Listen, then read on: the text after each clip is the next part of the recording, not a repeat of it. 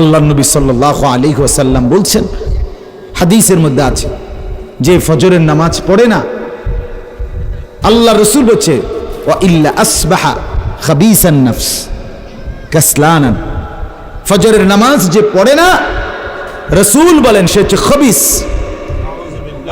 খবিস, এটা খবিস তুই বেটা। এই তোমরা যারা ফজরের নামাজ পড়ো না, খবিস তুই বেটা, খবিস।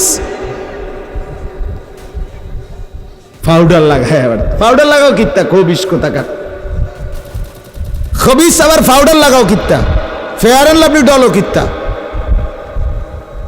কথা বলেন না কেন? তুই কিত্তা পাউডার লাগাও, পাউডার লাগাইলে বুঝি সুন্দর হয়।